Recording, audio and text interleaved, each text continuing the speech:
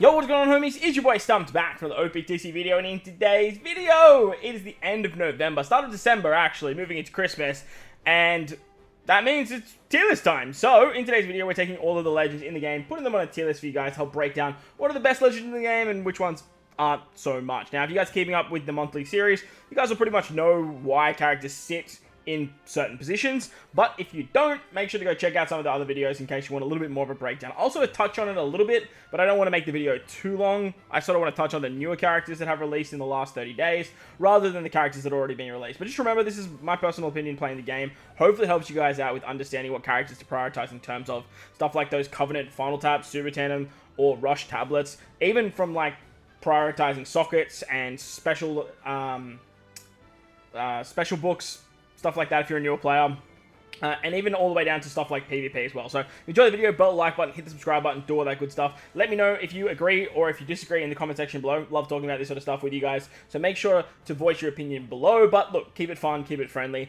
Also, something to note just before we jump in is that the way I like to rank characters is based on speed, power, and usability. Usability is sort of like comes into terms of what the meta looks like, stuff like their classes, their colors, what teams they run on, how much damage they can do, and all that sort of stuff. But power and speed are the other two outliers, because one, you need damage in the game, you need obviously utility in the game with usability, and then you obviously want to get content done as fast as possible when you are grinding out stuff or getting stuff done like treasure map and blitz battle and whatnot. In today's video, we're taking the whole game into consideration, whether it be the monthly cycle of the 10-star Kazuna, Super Boss, PvP, Colosseums, anything you can find an extra island at the moment. We're taking all that into consideration with how good a character is. With that said, let's dive into the tier list for November 2024. Alright, so as of last month, this is what the tier list looked like. We have the top 10 in that order, by the way. That is the order that we have the characters in. Yeah, it's the top 10. Basically, Zoro Sanji's still the best legend in the game. Ace definitely crept up for me, jumped over his second. Gear 5 6-star still very, very good. The ability to bypass defensive effects is great. Yamato, definitely slept on unit. Being able to remove 7 tons of any debuff, plus the damage reduction buff is great power. Verse Luffy, great utility with his captain, great power output with his verse and his special. Shanks and Anniversary Luffy, definitely starting to fall off a little bit, but still exceptionally strong characters. Naomi Karina has probably the best usability in the game, used every single treasure map. Roger, absolutely fantastic Anniversary exclusive, and then we have Super Sugo Blackbeard. Moving down, we got the God tier. These characters are all very good as either a captain or as a sailor. Most of the time you're going to run them as a captain, but there are exceptions to the rule, and a lot of them you can use as sailors. Like you have this Luffy is a fantastic sub, Cross Guild is an incredible sub, Ace Yamato still works great in terms of being a fantastic sub, Dory Brogy with their damage output, and Brook in Super Boss Kazuna works exceptionally well. So that's pretty much that tier. The meta tier is sort of like very strong characters that are being carried by either their classes or their colors, but are sort of starting to fall off a little bit. It's not that the character is exceptionally strong, it's more that they fall into the premise of very strong teams or have something going for them. For example, like Shanks, when you make everyone slashes with Zoro Sanji, Shanks becomes an absolute monster. But without that, he kind of doesn't fit into the game per se. S tier captains, these characters are like your top tier captains, moving into S tier sailors, obviously getting a little bit weaker, mainly ran as substitute options. Level limit break LLB means that you need 10 copies of the unit, so you need to max out the characters for these characters to be as good as they are. These are all older legends with Super Evolution, so they're kind of good if you have them at that particular potential. PvP mainly is that you are most of the time using these characters for PvP. Now, I like to do my own PvP tier list, but I do want to sort of give credit for these characters. If you guys don't see those tier lists or whatnot, or maybe you're only watching certain content, these characters here are going to be available for PvP, and that's what you're going to use them for most of the time. Like, you have the exception here of, like, Roger Whitebeard, like, being an S-tier sub nowadays. Like, definitely could say that's an S-tier sub with their switch ability. And there are some other really good characters for content, like Oden, for example. He's pretty good still. But the rest of these characters, like, you're not using them in content. You're basically only utilizing them in PvP. Like, Jack, you could make an argument for, too, I guess. A-tier captains. All these captains are very good, but there's either a better option above them, or they fall into a category that has just, like, really shit classes. Like, Law with strikers, Kid with shooters. Like, it's unfortunate, but it is what it is. Like, these guys, they're just, the needing of 6 of that type, of that class, sorry, it's so much harder to do when you're trying to build stuff up here. Like, it's very, very detrimental. The rest of the characters kind of speak for themselves. A-tier sailors, A-tier level limit breaks, supports. These characters, you just max out their support, let them collect dust. That's pretty much all they're going to be good for. Grand Voyage must is basically you have to level these characters up for Grand Voyage. You really don't have a choice, or they make it so damn easy that, like, I would highly recommend doing it, because if you don't, you're just going to bang your head against the wall. Bad for now, these characters either need a level limit break, a super evolution, something like that to kind of save them. But for now, they're kind of bad, and then need love. Like these characters are really need something. They need a super evolution, like some fierce or some sort of level in rank, which is a shame because like some of these characters only just came out. But if we have a look here, we have 6 new characters to talk about today. We have the super evolution in Croc. We have the PvP legend York. We have Kaido and King, Big Mom Katakuri anniversary exclusives, Oden, Kinemon Denjiro, and then Carrot, Sulong, Neko Inu as well. So lots to talk about, but not a lot to talk about at the same time. So, before we dive into the new characters, let's scroll back up. And once again, apologies for the scrolls. I just want to have a look here and see if there's anything that sort of jumps out at me that needs to move down. Like, it just needs to. So, I'm going to bring Brook and... you know what? I'm going to bring the Giants down to meta, but I'm going to keep Brook in God tier. Brook for PKA and Super Boss has been absolutely exceptional. The last Super Boss, they straight up cucked Brook, and that's why I kind of wanted to drop him a little bit. The Giants I'm definitely going to drop because, like, they didn't work, like, at all in the latest Super Boss, even though they had type advantage, and we wanted to try and do some stuff with the end of turn damage, but, like, it just, lo and behold, it wasn't meant to be. But Brook for PK is absolutely fantastic. Ace Yamato, I'm probably going to drop Ace Yamato down to... Nah, look, for a newer player, like, they're still an absolute god. Just like this Luffy. Like, if you're a new player and you're using these characters, like, you're in for a good time. Utus are still fine. Any meta characters that have sort of fallen off a lot. I think, yeah, Roger and Oden have definitely dropped. K-Dad have probably definitely dropped as well. Their final type's still fantastic, but look, it's not that as exceptional. The waifus I'm going to bring down to S-tier Sailor. I haven't used the waifus in so long. They're great. They're a great unit, but I haven't used them in God knows how long. Kid Killer, again, same reason that the Giants are here. Uta... Look, Uta I'm going to bring down to S-tier Sailor. I tried to use Uta in Super Boss, and it just didn't hit. It didn't work the way I wanted it to. Carrot can definitely still see play within the meta. Brook is still fantastic for silence removal. This Luffy can probably come down to S-tier Captain as well. He's mainly used for PvP, but I don't want to discredit what he's doing in actual, like, content. As for these S-tier Captains, going to bring you down to S-tier Sailor. I'm going to bring... Honestly, you down to S-tier Sailor as well, which is a bit of a shame. You down to S-tier Sailor. And honestly, Uta can come all the way down here to A-tier Captain. I think Uta is, like, so bad. I would much rather run this Brook every day of the week. Any other changes? Ben Beck and Lucky Roo are probably starting to fall off because shooters are just so bad. But look, I would honestly rather run Ben Beck and Lucky Roo than run Kid. Like, crazy. Like, it's... wild to me that is the case. Just that utility of bypassing the defensive effects is absolutely nuts. S-tier Sailors, I'm going to probably bring you down to A-tier Captain now. Definitely has seen an absolute plummet. Nami doesn't have Special Mind, or sorry, doesn't have Fear in her Sailor ability, but she's definitely mainly used as a Sailor. She's a really good unit on paper though, like a really, really good unit, but again, just hasn't seen the takeoff that she desperately deserved. As for everyone else, level limit break wise, I'm going to bring Pudding down to 80 level limit break. You just don't use Pudding the way that you used to anymore. Like, you don't need those cooldowns, you don't need to bypass that ability as much as it once was. As for everything else, I'm pretty much just going to leave everything else because, like, there's no real need. We haven't had a new Grand Voyage, that we haven't had, like, a resurgence in the PvP meta. So, I think everything else there is absolutely fine. Talking about PvP, though, we're going to start it off with York. York came out not long ago, and I actually did some off-screen multis and managed to pick her up. I'm not proud of it, because York kind of fits into this, like, weird meta of... She can go on the Driven team, but she clashes with other Driven characters that work so well there. She can go on the Cerebral team, and definitely needs to be on the Cerebral team, but that Cerebral team kind of doesn't have everything that it needs to be an offensive team. As a defensive team, fantastic. So much stalling, so much CD reduction, so much healing, and you can do some disgusting things over there. But in terms of, like, actual offensive power, York is just putting up a shield, up a counter with a provoke mechanic.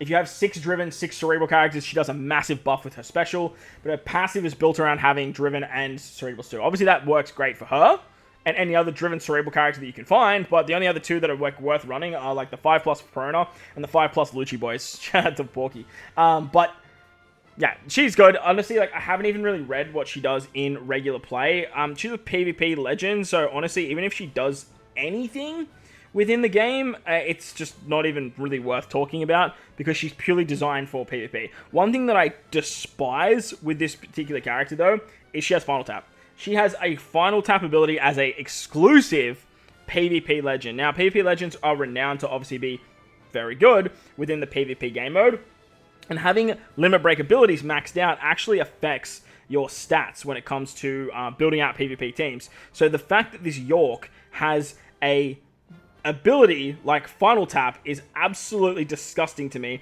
because it just makes zero sense. It makes zero sense to give this unit a Final Tap. But she does have the overrideable color affinity buff, if I remember correctly.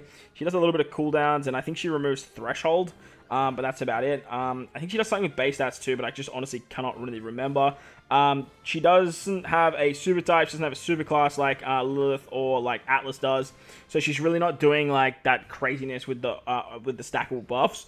But she definitely can do some stuff with her by reducing. I think she reduces that like healing to damage debuff too as well. So you definitely can do stuff with her. But like I said, she's a PvP legend. No super type. No super class. I'm putting her in PvP, like, yeah, she kind of has to go there. The next character is the 6+ Crocodile with his level limit break. Very, very good character, but the reason this character shines so much, in my opinion, is the fact that he has Driven. Now, he was purely a Cerebral booster, being like an attack booster and a 3-turn chain boundary, mainly for Cerebral characters. But now they've slapped on the Driven tag. So he's an attack booster for Driven and Cerebral, and then he's a Driven or Cerebral captain. He's super class. Yeah, he was one of the first super class units. He's still a super class for Cerebral, so if you're running him on Driven base, like, you're not getting that sort of that super class. But he can put up HP guard. It's a 70% HP guard, so it's not the greatest. And then obviously he gives you that extra, like, you've used the special once, so now you get the better ability. But he still has great damage reduction. He has great healing. Very, very good level limit break character. Can rotate block obs. He's good. Like, he's a good character. He's a solid character that has good damage output. In my opinion, he's nothing compared to this Magellan. If I had to, like, put him in, like, some sort of order of, like, how he goes, like, he'd be, like, down here somewhere, like, probably just above Shanks and around this sort of, like, Rayleigh era. But he's still very, very good, and a character that's probably going to help out a lot in the format for the next month, provided we still get a bit of buffs to these two characters here. The part 2 of the 10.5 anniversary brought Kaido and King and Big Mom Katakuri. A double anniversary exclusive drop right after Roger Rayleigh Gaban was pretty, like, disgusting, in my opinion. And then they went and did a part 3, which we'll talk about once we get there. But this was for a treasure map, so, like, it didn't justify it, but it was kind of like, it warranted summoning because, like, it was a treasure map banner. There was obviously not going to be a Kazuna legend because these two characters were provided for that. And then obviously Roger Rayleigh Gaban being the start of the celebration. So summoning here was actually, like, definitely warranted if people did lots of multis and stuff like that. And these two characters are disgustingly strong. They also have the captain shift like Roger Rayleigh Gaban does. They have Final Tap, they have Super Tandem, and they can do some really, really fun things. Kaido and King, both of them are based around Driven and Powerhouse characters. Kaido and King is a Driven superclass, where Big Mom Katakuri are a super type, depending on what character utilizes the super type ability. So if you use Katakuri, you're a super type Dex. If you use Big Mom, you're super type Quick. I wish it was just EX, and it just gave them double super classes and the double super type. I think that just would have been way better for the characters, but at the same time, they didn't do it for Roger Rayleigh Gaban, so, like, I understand why they didn't do it here, I guess. But Kaido and King, we're going to start off with Kaido King. Kaido King are fantastic. Very, very strong character. A must-run on the Driven Powerhouse-based team. But if you have a look at this Driven Powerhouse team here, like, you've got 2 Kaidos already up here that are disgustingly strong. Kaido and King probably have the best super tandem alongside this guy here for Driven teams. But like I said, you've already got this guy right here. This guy here's your rush character. So, like, where do you fit in this Kaido and King when it comes to running that Driven Powerhouse-based team? Plus, Driven Powerhouse is sort of carried by Big Mom's, Kaido's, and Blackbeard characters. So, like, if you're not running those types of units, then you don't really have too much to work with. Cross Guild's probably the only other exception, and maybe, like, some Zoro characters you could probably throw in the mix if we're talking, like, real Driven. But they're very, very good. Like, they do disgusting damage. They can do a crazy ability with the chain multiplicative, getting it upwards of around 1.75, and then they can double stack it if you have a Jack or Queen or an Alba on the team, you can actually increase it by 0.25. They upgrade color affinity buffs as a captain too if you have, what's it called? If you have those particular characters on the team. So if you are using the captain shift of your Alba and King, and then utilizing a friend captain, then you can just get some bigger buffs. But again, the downside, just like Roger Ray the Gaban, is that when you are using it as a friend captain, you are just not getting any of those buffs. Like, it's unfortunate, but like, it is what it is. Now, I don't think he's as good as versus Kaido. Rush Kaido obviously has the benefit of being a rush character. They definitely sit up here in God tier because they're very, very strong, but like, these Kaidos are just better. So I kind of want to put them in meta just for that particular reason, in the sense that like, you want to run this guy on powerhouse teams for his rush. This guy has a better super tandem and it's just a much, much better character in general with all his utility. So Kaido King, they can do end of turn damage as well. The lower your HP, so they work really well with Blackbeard too. The lower your HP, the higher that chain multiplicative is that I spoke about. So they're a good character, but again, they're kind of being carried on that driven powerhouse team, or the powerhouse team mainly, that is seeing a very, very big resurgence within the meta, especially with big damage teams. But the character that kind of does the damage for you is the Katakuri and Big Mom. When I first read the Katakuri, Big Mom, and the Kaido King information, I just thought Kaido King was going to be infinitely better. Like, I just thought they were going to be way, way better. But in practicality, I honestly think this Big Mom Katakuri is better than Kaido and King. One of the big reasons is, like, you don't have to compete with other Kaidos. Like Big Mom has one other Big Mom to compete with. So that way you can just run a friend captain, run this on your team, and you're fine. If you're running this on your team and then you have to decide between these two, it's kind of like, all right, well, I have to choose the rush, right? And then I lose out on all these effects when this character could stereotypically be better. So on top of that, like, that's not the only reason, but on top of that, they're an orb booster. They rotate orbs into similar slots. Any character that does an orb boost gives you a full bot of orbs, especially something that can just not be, like, changed, is always going to be beneficial. It can go up to a 3.55 orb boost if you have 8 effects on the enemy. And after Super Boss, I actually learned that stuff like the blowaway resistance, the HP cut resistance, and full immunity, that's 3 right there. And then all of a sudden, if they have, like, resistance downs, so you just use, like, any, like, 5 color resistance downs, all of a sudden, you've got 8. Like, you're already at 8. On top of that, you can do increased damage taken, you can do paralysis, you can do set target. Like, there's a whole bunch of other shenanigans you can do to the enemy. And for everything that they put up that helps them, this is actually going to help Katakuri and Big Mom as well. On top of that, you can increase orb effect boost with them. Works very, very well.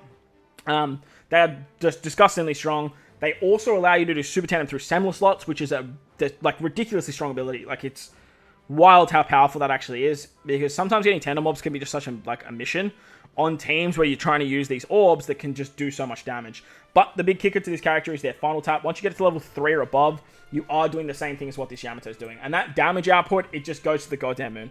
Downside is this is the exact same color combination as Yamato. So if you can run the Slasher Free Spirit variation, you're going to run the Slasher Free Spirit variation. Like, that's going to be a must. But if you can't, you have this as a backup. So definitely not as good as Yamato, in my opinion, purely based on the classes and stuff. But like, with this sort of situation, HP guard, bypassing burn, rush abilities, all that fun stuff, Big Mom Katakuri can absolutely hit like a goddamn truck. Like an absolute truck. They also make Wano and Semler orbs at a 2.75 orb multiplier, which is actually very, very good. Plus, you have access to this guy here too, by the way, to be your super tandem character with these particular teams, because Roger can use Big Mom as the Emperors. She can use he can use Kaidos as well when you are building out those sort of powerhouse-based teams. So very, very powerful character. Definitely the shining light of the Part 2 10.5 anniversary, in my opinion anyway. Which is kind of weird, because I thought Kaido and King would just be way better. Alongside that, though, we had Part 3, and then we got another anniversary exclusive in Oden, Kinemon, Denjiro. I was, for sure, putting money the fact they were going to do, like, a Luffy character, but they gave us a Luffy rare recruit instead, which is absolutely hilarious. But instead, we got Oden, Kinemon, Denjiro. Oden, Kinemon, Denjiro, though, they're good. Like, they're a very good unit. Based around Free Spirit Slashes, they're very, very similar to what Roger Ray the Gaban is doing.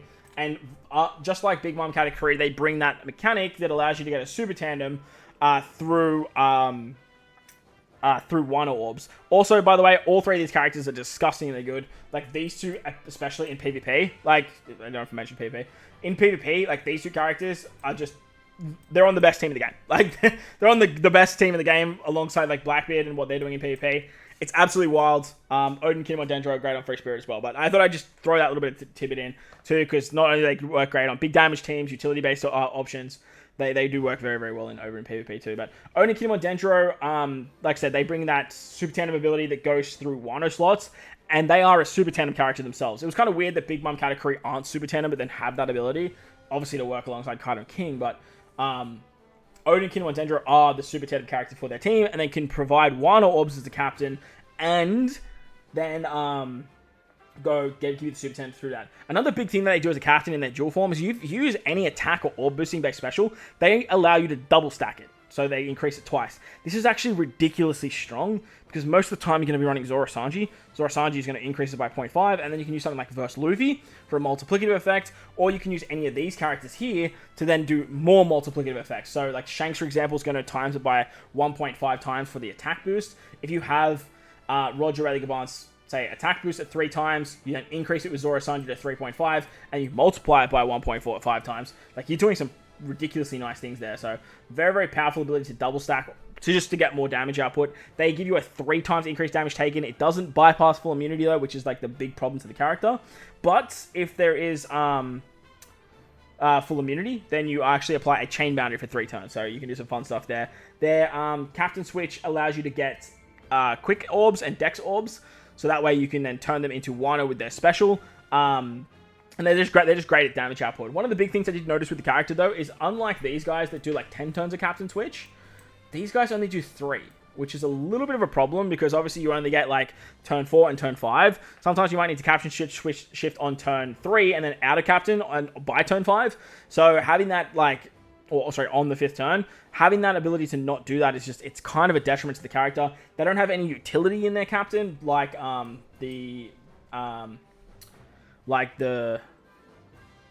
Roger Rayleigh Gaban does. Alba in this form does have some crazy utility, but like I found it was quite annoying because you had to be Alba to get that, or you had to be in their dual form. On paper, it seems really, really good because you bypass Despair, Blind, all that fun stuff.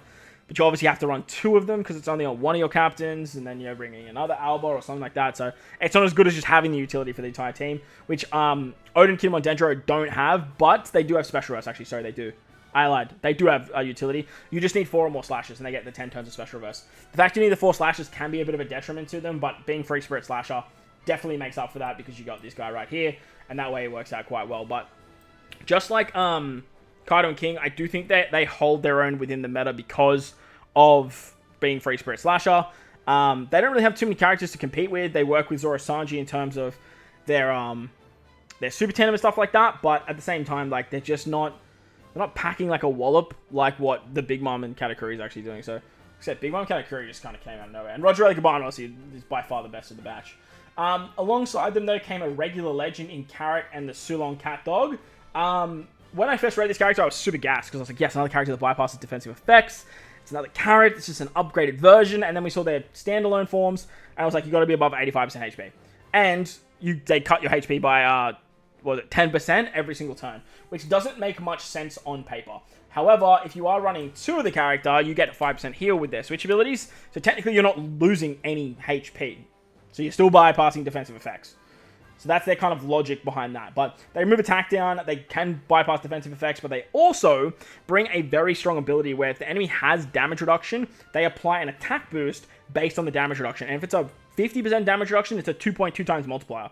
So anything higher than that is kind of crazy. I think it's like a 1.7 times. So if you have like a 90% damage reduction threshold, it's going to be, I don't know, whoever you get mathed on is, let me know in the comment section below. But it is more than what this is doing. It's like I said, 2.2 times, right? So it's kind of nuts. And the fact is, you can actually stack these 2 together. Plus, they're slashes, which means hello. Slasher teams once again eating good. Zoro Sanji again once again eating good. But besides that, they kind of just sort of fall into the meta. Now, the great thing that you can do with these characters is, if you need to bypass like something on turn 3, you just captain shift with Roger Rayleigh Gaban into this unit, you bypass that, and then you just switch out. They're a 1.5 superclass 2 to slashes, so they can make the slasher superclass even stronger. And I do think they'll probably find a way onto that sort of big damage team, because with their super EX, they can actually give the enemy 50% damage reduction, which then obviously they are going to bypass. But when you do this, you do need to make sure that they're the captain. So they are a very hard character to use. and they're not just like a better version of this carrot. They're just a different version of this particular carrot. All in all, though, I still think that they are very, very strong. I do think they're going to see a lot of play within the meta, within like fast teams. Captain shifting now is like ridiculously strong with like getting the most out of some utility that you will need. And then obviously running like hybrid options is always going to work nicely as well. So Captain Shift definitely has mixed up the game a lot in terms of team building. And it's opened the door to a lot of different options when it comes to damage output, utility-based stuff, and as well as like speed, bypassing defensive effects, all of that fun stuff. So that's pretty much the tier list at the moment. I don't think I need to change anything at all, really. I'm pretty happy still with the top 10. They're all sitting pretty comfortable there. And then the God tier, the only addition obviously being Big Mom Katakuri. Obviously moved out stuff like the Giants and whatnot. The meta tier, like these three characters here, like you could probably make an argument to me that like this character, this Kaido can be here, but I can't put him on the same level as these two. I just think these two are infinitely better. Infinitely better. You could definitely make an argument for me that Oden, Kinemon, Denjiro are up here. They actually have like one of the best super tenders in the game too. So like that's also something to note. So if I'm putting them up here for that, I could definitely see Oden, Kinemon, Denjiro up there. Carrot and Sulongs, they're very, very good too, but I just think that the difficulty of the character and how hard they are to use is going to hold the character back. As for actually this, I'm going to bring Zoro down. I think Zoro is definitely starting to fall off a little bit. Nami's honestly starting to fall off a little bit as well. She's still very, very good actually with the cooldowns that she gives. This guy, I'm gonna bring you down to meta as well. Kind of want to bring you down too, but I think that's fine. Yeah, I think I'm pretty happy with that. Kind of want to bring you back up, but yeah, I'm pretty happy with that. So that's gonna wrap up the video. Hopefully, you guys enjoyed it. If you did, but like button, hit the subscribe button, do all that good stuff. Most importantly, wherever you guys are in this beautiful world, please remember to enjoy the rest of your day. As always, homies, thank you all for watching. I'll catch you all in the next one. Let's.